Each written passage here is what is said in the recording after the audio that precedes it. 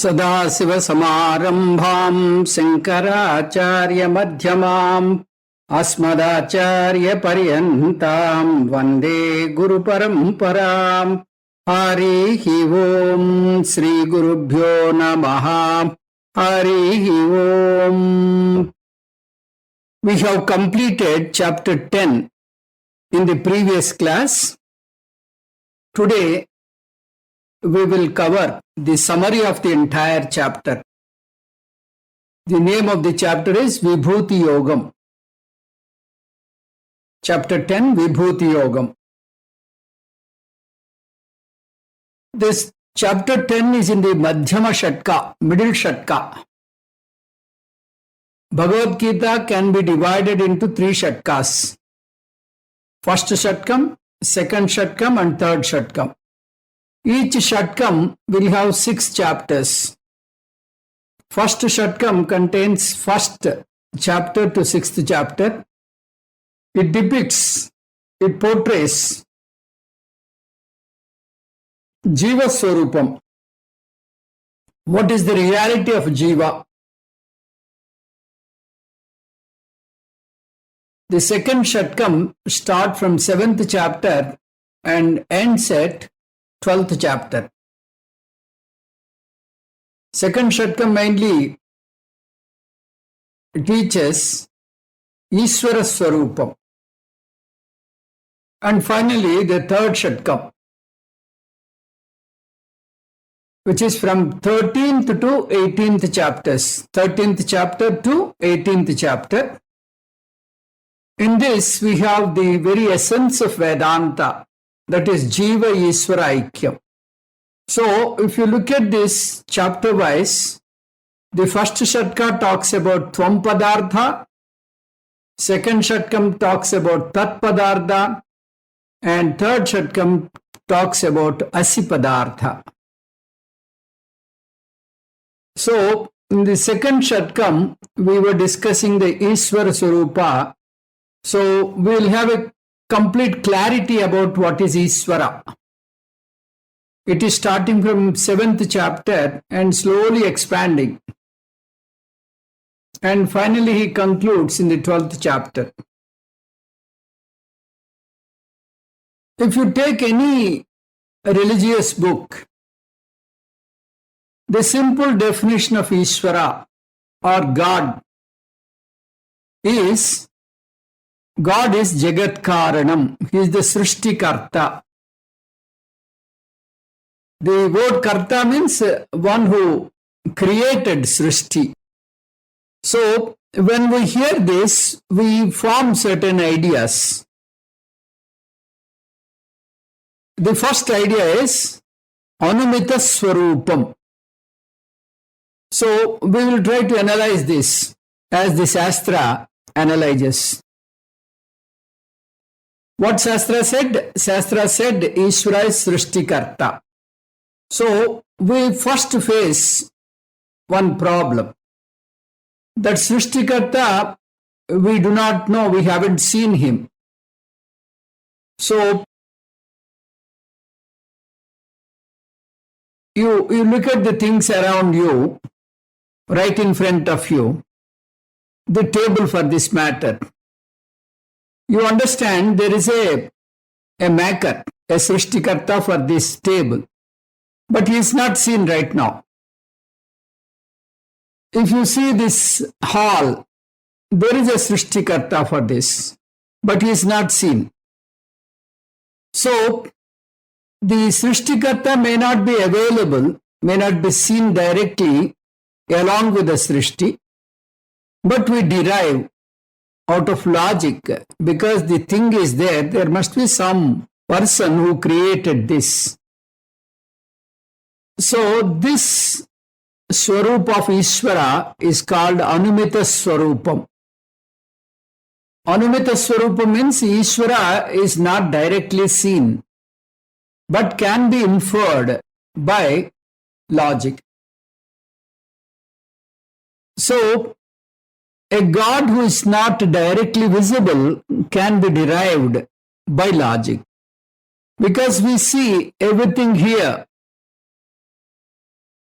is created by some person or other, all artificial things.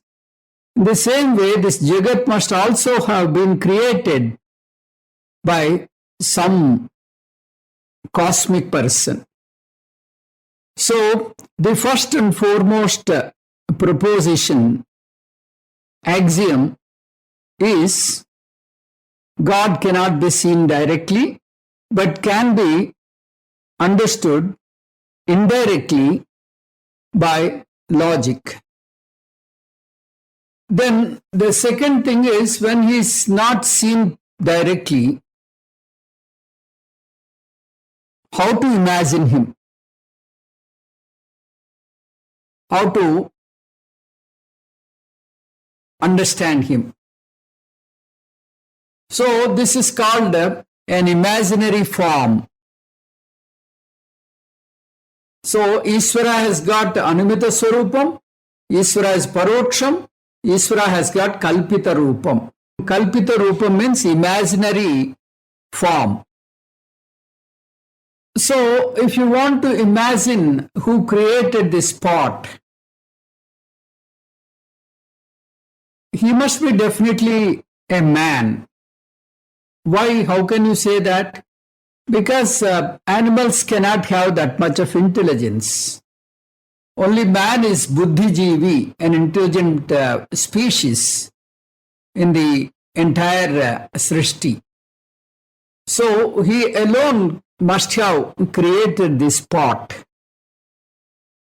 So in the same way, if you have to imagine the Srishti Karta, naturally we assign a human form to God also. Because Bhagavan must have taken the human form, because that is what we have seen. An intelligent person is human being. An intelligent species, human being is an intelligent person.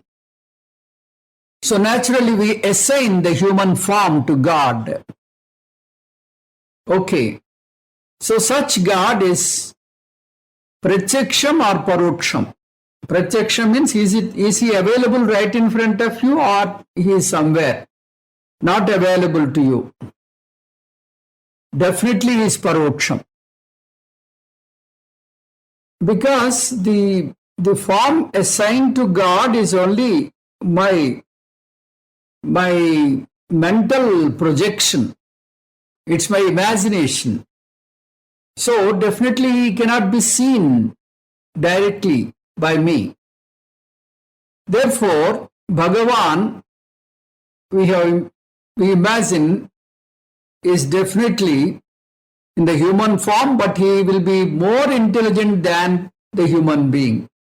Because for creation of a pot, you need some skill and intelligence.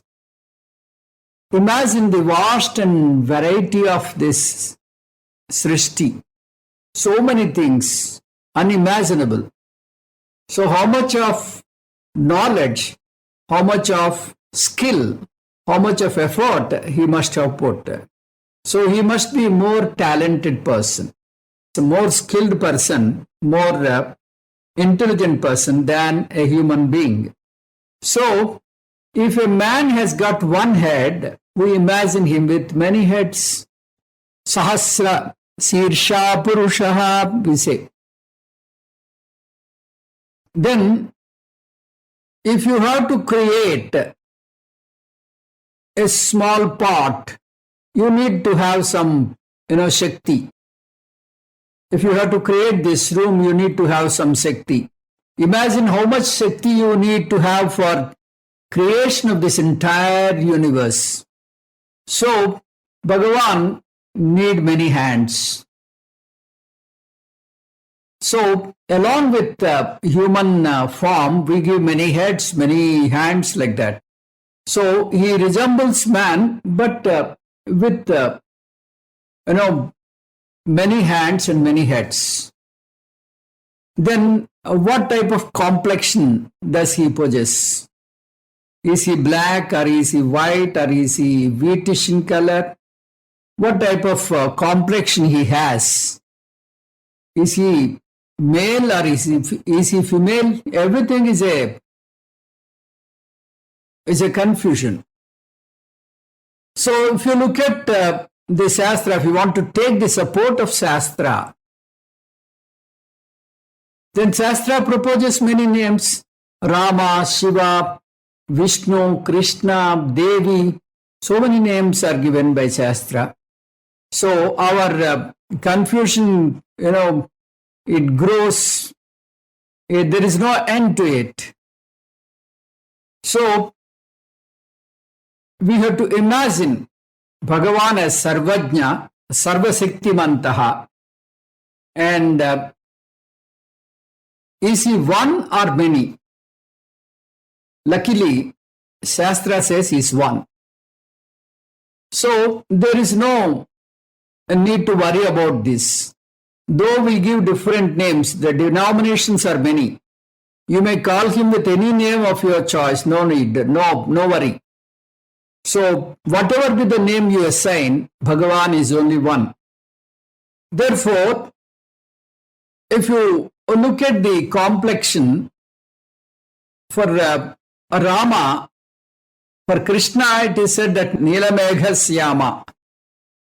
Krishna Paramatma is described as Neelamegha Syama, the dark complexioned one.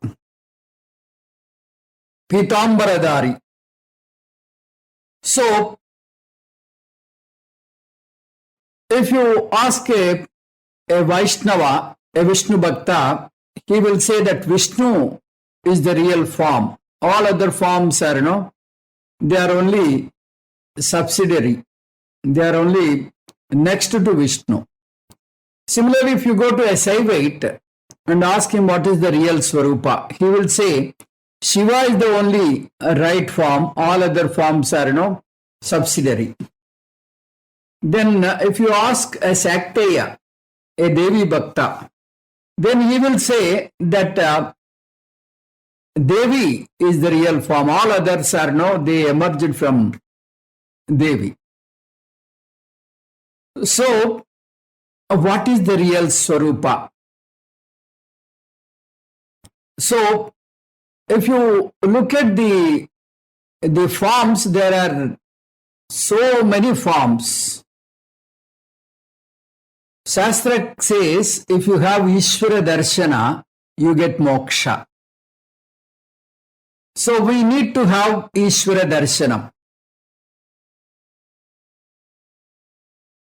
So, how to get Ishvara Darshana? How to get Darshana of Vishnu? Will I ever, see Vishnu? If you read Puranas, we, read stories. Some bhaktas, they had darshan of Vishnu. Tyagaraja had Rama darshan. Mirabai had Krishna darshan. Like that, we often hear, we often read that these bhaktas had darshan of God in the human form. Now, we have a doubt. Will I ever see God in my lifetime? So, if I don't see God in my lifetime, will I get moksha? So,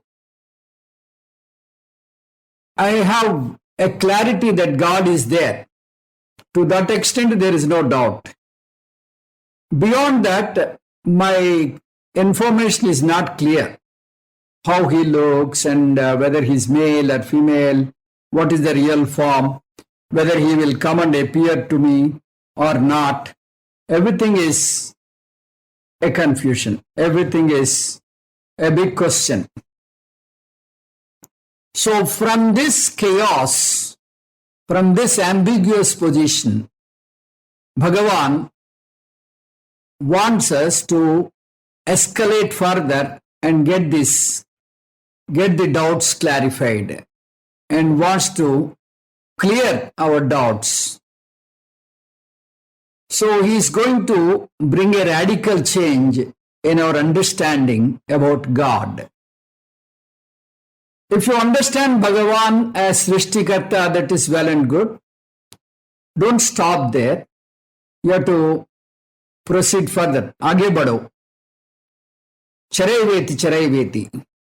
So, you have to move forward in the journey. Our knowledge is not sufficient. So, Bhagavan is there. He is Paroksha. He is not right in front of me. His form is imaginary, Kalpita Rupam. All these things we know. From this, Paramatma in the second Shaka proposed higher forms of God. So he described the higher forms of God. So our knowledge was limited that Ishvara was only a creator. Don't stop there. If you stop there, your knowledge is incomplete. If your knowledge is incomplete, you remain confused. In a confused mind, you cannot have spiritual growth. So it is like, you search a thing in pitch darkness. You cannot, go forward even one step. So we'll start the discussion as per Shastra now. So Bhagavan is Srishtikarta, that much we know. For Srishti, we require two, karanas, two reasons. One is called the material reason. The other is called the intelligent cause. Material cause and intelligent cause. Upadana karanam and nimitta karanam. Upadana karanam means the material cause. Intelligent cause means the person who created this. So, we need material to create the entire world. So, we require Upadana karanam, material cause. We require a person to create this Srishti, that is Nimitta karanam, intelligent cause. If you take pot, clay is the material cause, then pot maker is the intelligent cause. If you take ornaments, gold is the material cause, goldsmith is the intelligent cause. If you take furniture, wooden furniture, wood is the material cause, carpenter is the intelligent cause. Now, when Bhagavan wanted to create this entire world, he alone was there, nothing else is there. Sadeva Saumya Idamagre Asit Ekameva Dvitiyam. He alone was there. There is no second thing at all. He was in the form of Sat, existence, absolute. So, where is the material for him to create? He need a material. He need material to create the entire Jagat. So, without material, he cannot create. So, where is the material? So, here we have a problem again. So, Shastra says, don't you worry, he alone became the material. He alone became the material. So, he became the Srishtikarta and also material. So, Bhagavan became the Upadana Karanam and also Nimitta Karanam. He is the Nimitta Karanam and also Upadana Karanam. That means Bhagavan became this world. Our Puja Swamiji often says, the maker and the material rolled into one. This is his statement. So, maker means Nimitta Karanam, material means Upadana Karanam. Both are rolled into one, both became one. That means Bhagavan became this world. This is a great leap in our understanding. So, if Bhagavan became this world, we have to have certain riders out of this concept. When Bhagavan became the material, Bhagavan as a Upadana Karanam, the Upadana Karanam is not different from the finished product. The material is not different from the finished product. The material is not away from the finished product. Example, clay is not away from pot. Gold is not away from ornament. Wood is not away from the furniture. So, Karanam is always with Karyam. Karanam pervaded the Karyam. As Upadana Karanam, Bhagavan is not Paroksham. Bhagavan is not away. Bhagavan is Pratyaksham. Bhagavan is right in front of you. As what? As the very Karyam, as the very Srishti. So here, Ishvara is Pratyaksha Siddham. He is right in front of me, available as the very Srishti. So, in pot, clay is present, Pratyaksha Siddham. In ornament, Swarnam, Pratyaksha Siddham. In furniture, wood is Pratyaksha Siddham. So, in the Srishti, Bhagavan is Pratyaksha Siddham. So, what is the form of God? These were the questions we were, struggling to understand earlier. So, what form should I give? Should I give human form and all that? So, all forms are the forms of God. What is the form of gold? If you ask, all forms of ornaments are the forms of gold. Gold is in the form of bangle. Gold is in the form of chain. Gold is in the form of ring.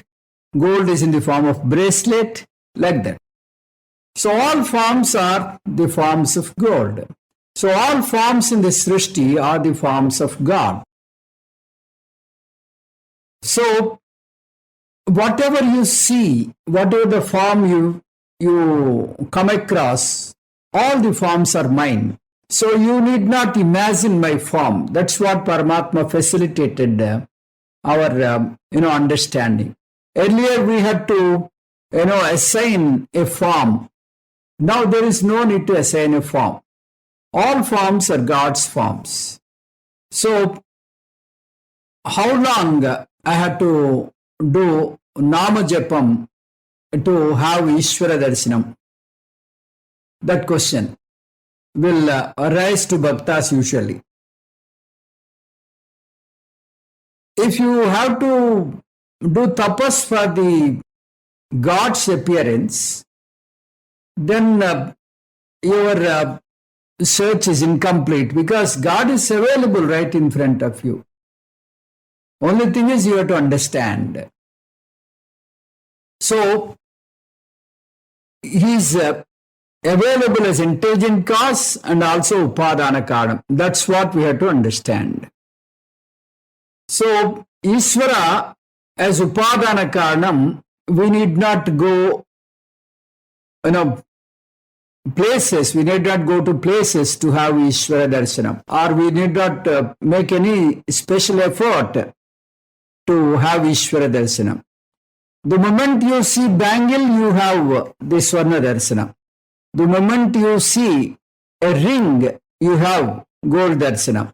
So, everywhere you can see God. Now, you have to only have worry that I should have that, fixation in my mind that you are there right in front of me as the very Srishti. That idea should not shatter in my mind. So this is called Viswarupa Darshanam or Aneka Rupa Ishvara Darshanam. So whenever we have this Ishvara Darshanam, the entire Srishti appears as divine and great and full of glory. Everything is his Vibhuti.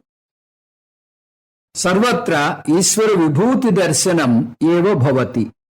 So, Viswarupa Bhakta, whatever he sees, that is all his Vibhuti. So, he doesn't wait for Ishvara Leela. If a person gets some ailment, he doesn't say, I will believe you only if you remove my ailment or if you cure my ailment. Everything is his Vibhuti. If a guru is able to deliver his speech, that is Ishvara Vibhuti. If a student is able to grasp, that is Ishvara Vibhuti. Everything means everything is Ishvara Vibhuti. If you understand Jagat properly, that is Brahma. So, what is the change that is required in our mental plane? We have to see Jagat as Ishvara. And now we are seeing Jagat as Jagat, world as world. Now change your vision, change your outlook, change your attitude. Now see Jagat as Ishvara's manifestation, Ishvara's Vyakta Rupam. When you see ornaments, you don't forget gold because you are so careful. You don't, keep the ornaments wherever you want. You are not reckless. You are very careful because it is gold. In that Swarna Darshanam is inherent in all ornaments. We feel, we are conscious that it is gold. So in the same way, you have to understand this entire world is Ishvara Vibhuti, Ishvara's manifestation. So that's why from 7th chapter he started and now he is taking us to Vibhuti Yoga, the 10th chapter. The 10th chapter we will analyze with this understanding. The chapter can be understood as 4 different topics. The first topic being Ishvara Swarupa Jnanam. This is covered from sloka number 1 up to 11. And the second topic is Arjuna's request. It is from sloka number 12 up to 18. Then topic number 3 is Ishvara Vibhuti Jnanam. It is from sloka number 19 up to 41. Then the final one, Upasamharam, is sloka 42. So we will see topic wise. The first topic is Ishvara Swarupa Jnanam. It is covered from sloka number 1 up to 11. In sloka 1 to 11, Bhagavan is defined like this. What is the definition? Bhagavan is not only Nimitta Karanam, but also Upadana Karanam. Earlier we thought Bhagavan is only Srishtikarta. Now it gives us an additional information. Bhagavan is Srishtikarta, at the same time he is also the material cause. Yadhor visrujate grukhnate cha. Like Urnanabi, like the spider, it takes the thread from its own mouth. In the same way, the material and the maker rolled into one. Like we dream, when we dream, the material of the dream and the screenplay, the dialogue, the entire Srishti is from my mind only. That is not away from my mind. So I am the cause, material cause as well as the intelligent cause for my dream. So, Bhagavan is Abhinna Nimitta Upadana Karana. Abhinna means he is not away from the world, he is within this world. Nimitta means he is the intelligent cause. Upadana Karana means he is the material cause. So, three things: Abhinna, Nimitta, Upadana Karanam. Abhinna means not away, Nimitta means intelligent, Upadana means material. So, in this chapter, he said that I am not only the outside manifestation, but also I am the inside manifestation of the Jiva. So everything is my manifestation. So if you take the dream has got movable and immovable things. Everything which appears in my dream is my manifestation. So similarly, in this Jagat, whatever appears outside, whatever is there inside, is all my manifestation. Aham sarvasya prabhavo mattas sarvam pravartate iti matva bhajante mam buddha bhava samanvitaha matchitta madgata pranaha bodhayantah parasparam kadayantascha mam nityam tushyanti charamanti cha. So Virat Bhakta, whatever he encounters, whomever he sees, he imagines as God. Sahasra Sirsha Purushaha. Sahasra Sirsha Purushaha means not having 1,000 heads. All jivas are God.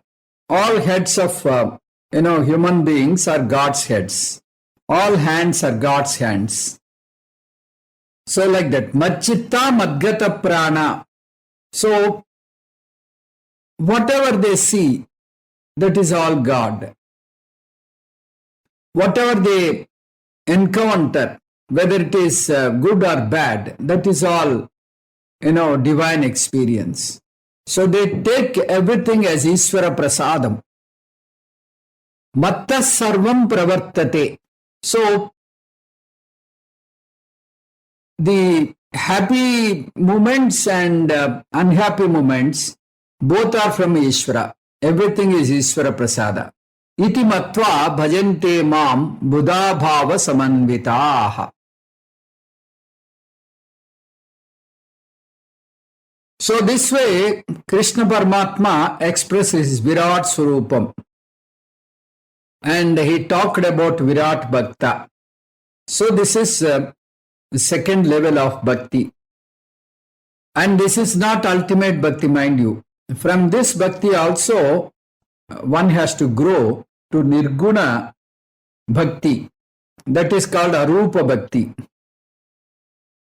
So, from Ekarupa Bhakti to Anekarupa Bhakti to Arupa Bhakti. This is the travel. Therefore, Vishwarupa Ishvara is beyond Arupa Bhakti. Vishwarupa Bhakta has to grow and he has to reach Arupa Bhakti. Arupa Ishvara is beyond the Desham and Kalam, beyond time and space. It's Sat Chit Ananda Surupam. Tesham Satata Yuktanam Bhajatam Pritipurvakam Dadami Buddhi Yogam Tam Yena Mam Upayantite. So for such people who are very revered and who have that Vishwarupa Bhakti, I graduate them, I see them, they come to Arupa Bhakti. Then second topic is Arjuna's request. This is dealt from sloka number 12 up to 18. So Arjuna wanted to know more about Ishvara Swarupam as Aneka Rupa Ishvara. It is not possible from Ekarupa Ishvara to go directly to Arupa Ishvara, because it will become a very long leap, very difficult to accommodate. So there must be an intermediary stage, that is Visvarupa Ishvara. So if you want to weaken your raga and dvesha, you need to dwell on Vishwarupa Ishvara. If you want to mellow down your raga and dvesha, you have to necessarily go through Vishwarupa Ishvara. So Arjuna wanted to know more about Vishwarupa Ishvara. So you should not have any dvesha anywhere. So if you see a cobra, it doesn't mean that you have to take it into your hand. You keep a safe distance, you stay away, but don't hate it. That is the idea. So, O Krishna, you please give your elaborate description of Vishwarupa Ishvara, because my mind is not capable enough to meditate on Arupa Ishvara. I need an alambanam, I need a symbol so that I can easily meditate upon. So that's what Arjuna requested. So Krishna Paramatma started giving the description. This is the topic number 3, called Ishvara Vibhuti Jnanam, which is dealt from sloka number 19 up to 41. So here, whatever you see is bright and brilliant and beautiful and attractive and very powerful, that is the Swarup of Ishvara. If there is a green pasture which attracts your eyes, that is his Swarupa. If there is a waterfall which entices, that is his Swarupa. If you see the beautiful sunset, that is Ishvara Swarupa. So that's why we often admire Ishvara as Surya Bhagavan. We have Sandhyavandanam also to praise Ishvara, to have worship of Ishvara. So all our Panchabhutas are Ishvara Vibhuti. Agni, Vayu, Bhumi, all these things are Ishvara Vibhuti. Every part of our body is Ishvara Vibhuti. We cannot create even a nail. If a person loses a particular part of the body, he will understand how difficult it is to go along. So you can understand the Srishti, you can understand the manifestation of God. So that is why our Shastra gives dhyanam on all these limbs. Brihadaranyakam says on the right eye you can meditate. So our culture is so great, we have not left anything. You can take anything for your meditation. Aham Atma Gudakesa Sarva Bhutasaya Sthitaha. If the body is conscious, because Paramatma is lending the consciousness. Body is jadam, body is insentient, it cannot do any activity on its own. So Paramatma has lent his Chaitanyam, and because of his Chaitanyam alone, we are able to transact here. Echapi sarva bhutanam bijam tadaham Arjuna.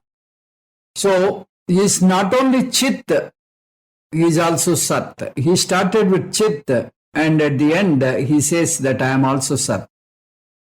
I'm the one who have lent the existence to this entire world. The ornaments got existence from gold. Pot got existence from the clay. Furniture got existence from the wood. Without wood, there is no furniture. Without gold, there is no ornament. Without clay, there is no pot. In the same way, the entire world has got existence from the God. So God is existence absolute. So like that, he has given certain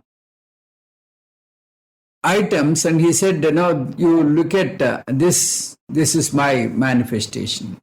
So he said that I am Dhananjaya among Pandava, I am Vyasa among Munis, like that Dvandva Samasa among compound words. Like that he has given many examples. And finally, he wanted to make this list open. It is not a closed list, mind you. You can expand this to any extent. For that, he has given a trick. Yat yad vibhuti matsattvam srimad urjitam evava tatta devava gachatvam mama tejonsa sambhavam. So, in this Jagat, whatever wonderful, whatever beautiful you see, that is all my Vibhuti, my Shakti. So, when you understand my Vibhuti as the very manifestation, so there is no end for this. So, one Bhakta wrote excellent poetry in Siva Mahimna Stotram. It seems Goddess Saraswati wanted to, list out the Vibhutis of God. About that he writes, Asitagiri samam syat kajjalam sindhu patre sura taruvara shekha lekhini patramurvi likhati yadi guhitva sarada sarvakalam tadapi tava gunanamisha param nayati. Even if Goddess Saraswati wanted to write, it is not possible to give you a total list. So she took the entire Urvi as paper, it seems. We write on a piece of paper, no? So her paper is Urvi. So she wanted to write on Urvi. And Likhati yadi gruhitva sarada sarva kalam. And what is the ink? In olden days, they used to use ink for writing. So the entire ocean is the ink for that. So how long she is writing? Likhati edi gruhitva sarada sarvakalam. She started writing and now also she did not stop. Tadapitana gunanam isha param nayati. So even now, she is unable to finish her work, her project. So that means his vibhutis are anantam. It is not possible to complete. So Paramatma was to conclude Upasamharam in sloka number 42. Athava bahunaitena kim jnatena tavarjuna Vishtabhyahamidam krishnam ekam sena sthito jagat. So, till now, Paramatma started giving all his vibhutis. He has narrated, each and every item in every category and said, this is me, like that. Now, he says, I am really not in them. In fact, they are in me. So, now, we are seeing in every ornament gold. We have a vision of seeing gold in every ornament. That is one kind of experience. You take all earthenware and see clay. You take every furniture and see wood. Now, all this name and form are in me. So, Bhagavan is in the Jagat. That is Vibhuti Yoga. Bhagavan is in the Jagat. That is Vibhuti Yoga. Jagat is in Bhagavan. That is Viswarupa Darsana Yogam. So he is giving an introduction. So this is a kind of Upodgatam for the next chapter. So both we must enjoy. We should be able to see water in wave. Then we have to switch over to a different darshanam, that is, in water we can see various forms of water. That is, all the forms of water are in water. So he is giving an introduction to Vibhuti Yoga, which will be our next chapter. With this, Paramatma has concluded his Vibhuti Yoga. He said there is no point in enlisting the Vibhutis because there is no end. On the contrary, you can imagine that everything is within me. I contain the entire Jagat, the entire Vishwam. So if you have that understanding, there is no need for the list of all these things. So it is higher stage. So from Ekarupa Ishvara to Anekarupa Ishvara slowly is taking us to Arupa Ishvara. Om Tat Sat Sarvam Sri Krishna Arpanamastu. Om Purnamadah Purnamidam Purnat Purnamudatyate Purnasya Purnamadaya Purnamevavasishyate. Om Shanti Shanti Shanti. Harihi Om Sri Gurubhyo Namaha. Harihi Om.